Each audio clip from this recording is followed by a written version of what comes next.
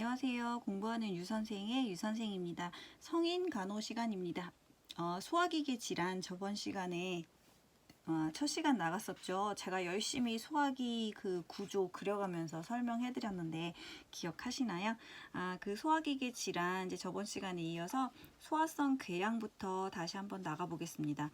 그 저번 시간에 이제 뭐 위염, 급성 위염, 만성 위염 끝으로 이제 마무리했었는데, 급성 위염과 만성 위염 같은 증상들은 이제 식후에 그러한 통증, 오심, 구토 이런 증상들이 나타난다고 한다면, 소화성 궤양은 공복 시에 아픈 게 특징입니다. 이제 공복 시에 이제 아픈 게 특징이고요. 그다음에 정의에서 보면은 이 소화성 궤양이라면 위 점막이나 유문, 또 십이지장 점막의 일부가 어떤 원인으로 괴사되어서 그 다음에 그 괴사되는 것을 그 궤양이라고 하는데요. 우선 그 제일 많이 나타나는 건 일단 십이지장 궤양이 가장 많고요. 그 다음으로 위궤양, 식도궤양이 제일 빈도가 낮다고 합니다. 그래서 40세 이후에 많이 나타나고 여자보다는 남자에게서 많이 발현된다고 하네요. 근데 원인으로는 여러 가지 원인이 있겠지만 스트레스, 사회적으로 오는 스트레스, 사회생활에서 오는 갈등이나 직장 내 스트레스, 그 다음에 신체적인 스트레스도 있죠. 갑자기 전신 감염이나 쇼크, 심한 외상 같은 걸로 인한, 그 다음에 이제 헬리코박터 파이로리균에 의한 감염이 있거나, 약물 자극설도 있어요. 특히 아스피린 같은 거, 그 위 점막 출혈을 한다는 그 아스피린의 그 자극설도 있고, 그 다음에 자극성 음식이나 흡연이나 카페인 등의 그런 자극으로 인한 기계적 자극설도 원인이 되고 있긴 합니다. 그 다음에 증상으로는 아까 말씀드렸듯이 공복 시, 그 다음에 또는 밤 12시나 새벽 2시 사이에 쓰리고 아픈 증상이 있어요. 그 아픈 증상이 방사 통증으로 전체적으로 퍼져나가고 오심과 구토 증상도 있고요. 이러한 그 소화성 궤양의 치료는 이제 이게 외과적 수술 방법이 있기도 합니다. 그래서 부분 위 절제술이나 위 전정부 절제술, 미주신경 절제술이나 유문 봉합술 등을 하기도 하고요. 그다음에 이러한 수술 외에도 2, 3주의 안정이나 충분한 수면을 취해줘야 되고, 특히 아까 말씀드린 진통제 중에 아스피린은 금지를 해야 되고요. 그다음에 고단백, 고비타민의 음식과 탄산 는 절대 안 되죠. 그 다음에 규칙적이고 소량의 식사를 하고 자극적인 음식은 피하면서, 그 다음에 이 제산제나 위 점막 보호제 등의 요법을 이제 치료제를 써 가면서 이제 관리를 해주게 되어 있습니다. 그 다음에 합병증으로는 위출혈이나 천공, 폐색 등의 이제 증상이 나타날 수 있겠고요. 근데 이게 또 이러한 치료법에 외과적 치료법이 있지만, 이거보다도 만약에 더 궤양이 심하다 하면은 위 절제 수술을, 이제 전체적인 절제 수술을 받기도 해요. 이러한 그 위 전체 절제 수술 환자에 있어서의 간호법은 어떻게 해야 되는지, 이제 이 부분이 소화성 궤양에서는 중요한데요. 그럼 기억을 해 두실게요. 그 위 절제 수술 환자에 있어서는 그 가래를 이제 잘 뱉어내야 되기 때문에, 가래를 잘 뱉어내려면 누워서는 잘 안 뱉어지잖아요. 그래서 이 반자위 자세로 가래를 잘 뱉어낼 수 있게 이제 조금 세워서 눕혀 준다라는 게 이제 중요하고요.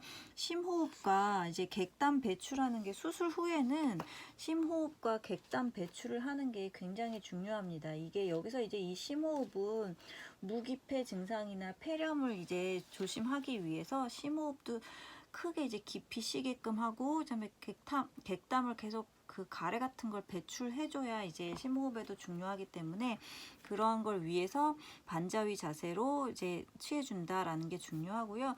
그 다음에 수술 후에도 약간의 이제 움직이는 운동을 통해서 빨리 그 연동 운동이 돼야 가스가 배출되기 때문에 그 약간의 운동을 이제 적극적으로 권유해 주셔야 되고요.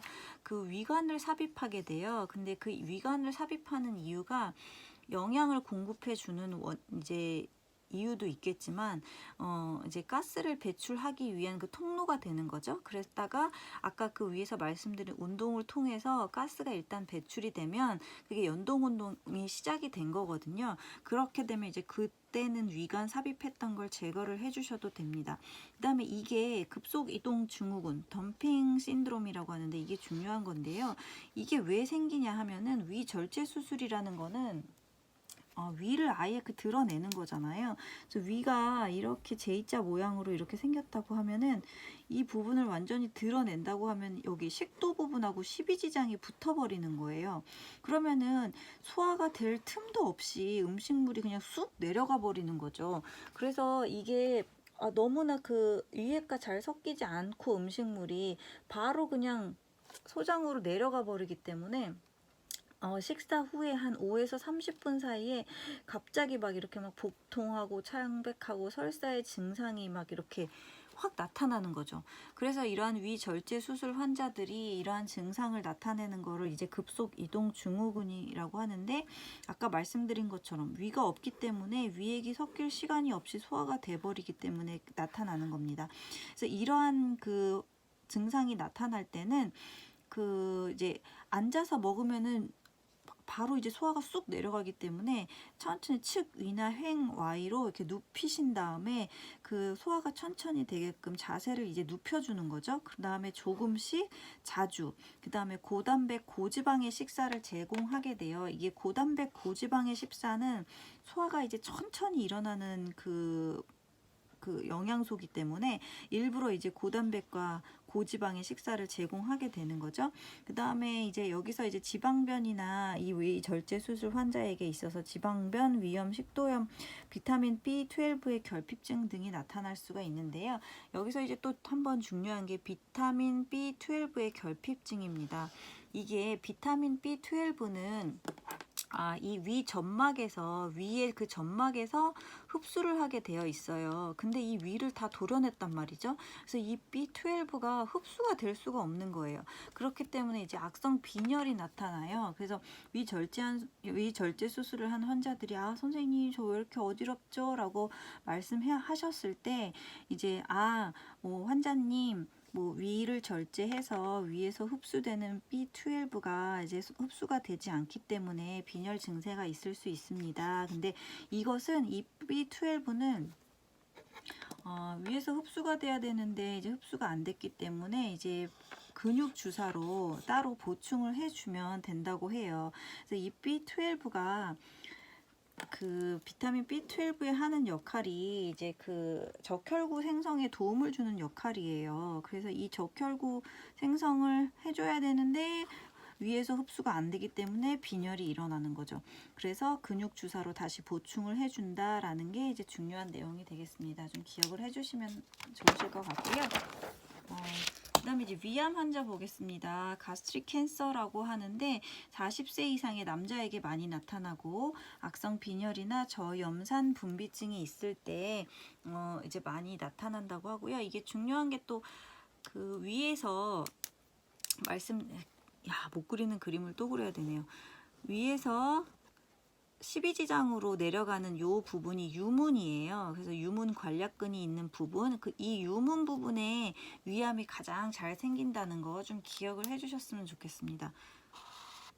그 다음에 원인은 자극적인 음식이나 가족력, 헬리코박터균의 감염 등이 있고요. 증상으로는 이제 위암은 초기 증상이 잘 없다가 식욕부진이나 체중 감소, 혈변이나 연하곤란 등의 증상이 나타납니다.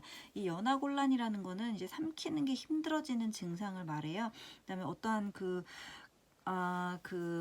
위 식도나 이런 쪽에 운동성 장애나 기계적인 그 협착 같은 것들이 있어가지고 목 넘김이 힘들어지는 거를 연하곤란이라고 합니다. 위 내시경 검사나 그다음에 엑스선 그다음에 대변의 잠혈 등을 통해서 위암이 발견되기도 하죠. 진단이 되고, 그다음에 이러한 위암 환자들은 저섬유소나 이제 중요한 게 이제 다른 환자들은 이제 섬유소가 많이 든 음식을 먹어야지 좋다라고 하잖아요. 근데 특별히 이 위암 환자는 저섬유소의 음식을 섭취를 해주는 게 특징입니다. 그다음에 왜냐면 이제 소화가 되기 힘들기 때문에 약간 저섬유소의 음식과 부드러운 음식 이런 것들을 좀 취해줘야 되고요. 통증 완화를 시켜주면서 그 다음에 수술적인 방법으로 들어가야겠죠. 그 다음에 또한 중요한 게 모든 암 환자에게 있어서 다 중요하긴 하지만 수술 후에 항암제 투여 시는 감염 예방이 중요합니다. 이게 이제 면역력이 암 환자들은 떨어지기 때문에 감염이 되지 않도록 감염 예방을 하는 게 굉장히 중요해요. 그 다음에 이제 충수염 보겠습니다. 충수염은 아펜디시티스라고 하는데 아펜디서티스? 라고 하는데 이게 발음이 좀 어설프긴 한데 이게 이제 외과적으로 병원에서 선생님들은 그래서 이거의 약자를 해갖고 아빼라고 한대요. 그래서 아빼라는 게 이제 맹장염인데요. 이게 맹장 끝에 있는 충수돌기 거기에 이제 염증이 생겨서 나타나는 그 증상이에요. 근데 정상적인 백혈구 수가 4천에서 10,000개 정도라고 하면은 이 앞배 충수염에 걸리게 되면 백혈구 수가 10,000개 이상으로 확 늘어난다고 합니다. 그 다음에 원인 불명으로서 미열이나 오심, 구토, 그 다음에 우측 하복부에 동통이 있어요.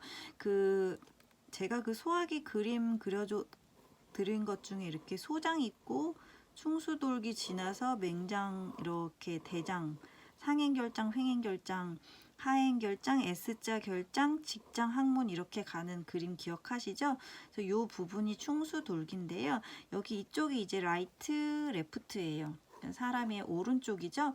그래서 배꼽으로 했을 때 이 오른쪽 하복부에 통증이 이제 눌렀을 때 그 배꼽에다 엄지손가락을 놓고 이렇게 눌렀다가 놨을 때 통증이 오면 그게 이제 맹장입니다. 그래서 이 치료와 간호법에는 맹장염에 걸린 사람들은 일단 금식을 시켜줘야 되고요. 이 맹장염의 치료법 좀 중요합니다. 이게 시험에 조금 자주 나온다고 하는데요.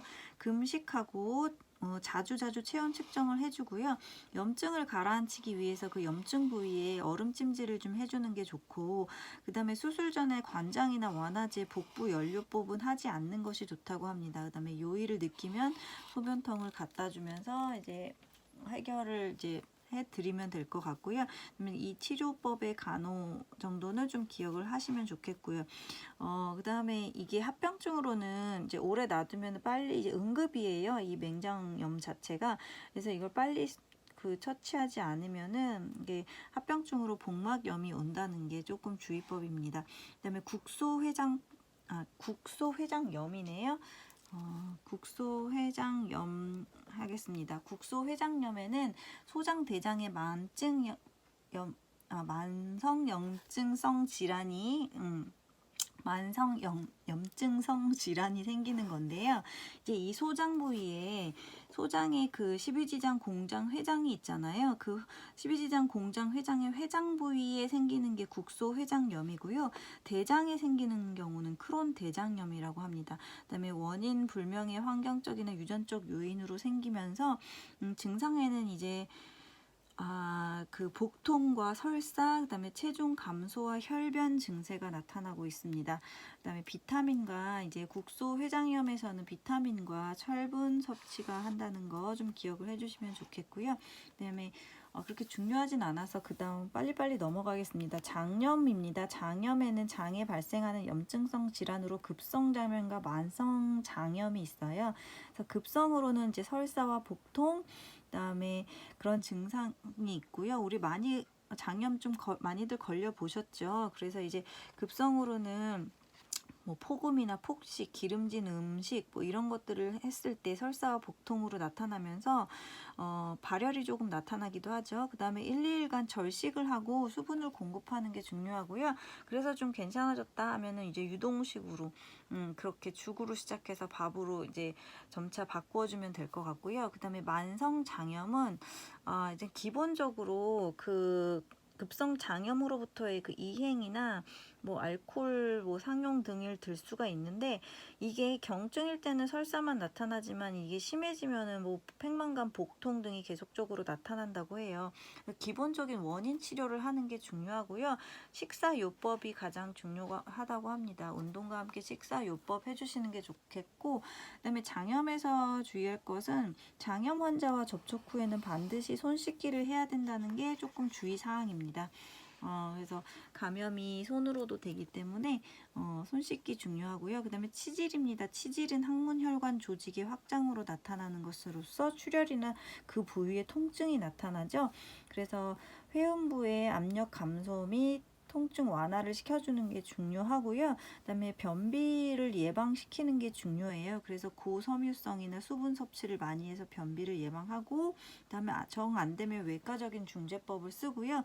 그다음에 더운 물로 자욕을 해주는 것이 좋습니다. 그다음에 대장암 마지막으로 보겠습니다. 컬런 캔서라고 하는데요. 대장에 발생하는 종양성 질환입니다. 그래서 이거는 아까 그 위암이 유문에 가장 잘 생긴다고 했다면은, 대장암은 직장이나 그 바로 직장 위에 S자 결장에 잘 생긴다고 합니다. 그다음에 저섬유성 식이와 지방 육류를 과다 섭취해서 나타나는 그 병이에요. 그 다음에 혈변이나 하복부 통증, 체중 감소 등의 증상을 보이고요. 이거는 이제 마일즈 수술 요법이라는 것이 있는데, 인공 항문을 넣어서 장루 수술을 하는 거예요. 그래서 이 장루 수술을 함에 있어서는 수술 후에 장류의 색깔이 이제 점점점 검은색으로 변하는 경우는 위험하기 때문에 즉시 보고를 하는 게 좋고요. 그다음에 초기에 소화불량이나 설사의 부작용이 발생할 수 있기 때문에 충분한 수분과 섬유소를 섭취해가지고 이제 서서히 섭취량을 증가시키고 변비를 막는 게 중요합니다. 그다음에 가스를 유발시키는 그러한 뭐 음식들이 있대요. 아니면 탄산이나 양배추, 튀긴 음식 같은 것들은 안 좋고요. 그다음에 특유의 냄새를 유발하는 그러한 음식들, 마늘이나 양파, 뭐 양상추, 양념류 등도 좋진 않다고 합니다. 그다음에 장 운동에 규칙적으로 이제 하는 것이 중요하기 때문에 식사를 규칙적인 시간에 먹는 것이 중요하고요. 아까 말씀드린 것처럼 이제 탈수와 변비가 생기지 않도록 충분한 수분을 섭취하는 것이 중요하다고 하겠습니다. 그다음에 이러한 대장암을 예방하기 위한 요법으로는 지방질의 섭취를 줄이고, 그다음에 섬유질의 섭취를 늘리면서 과체중이 되지 않도록 조절을 하고, 금연과 금주는 당연하겠죠. 그다음에 50세 이후에는 정기검진을 통해서 대장암을 미리 예방하는 것이 중요하다고 하겠습니다. 이렇게 해서 굉장히 많은 내용을 막 급하게 다루긴 했는데요. 그래서 제가 조금 중요하다고 생각되는 거, 좀 시험 문제에 잘 나오는 거 위주로 조금 체크를 해드렸어요. 그래서 뭐 무턱대고 다 외우셔야 되는 건 아니지만, 기본적인 거, 중요한 것들을 위주로 조금 기억을 좀 해주셨으면 좋겠고요. 저는 이제 또 다음 시간에 더 재밌는 간, 담관 및 췌장 질환으로 또 그 성인 간호 시간 다시 한번 찾아오겠습니다. 복습 열심히 하시고요. 다음 시간에 또 뵐게요. 시청해주셔서 감사합니다.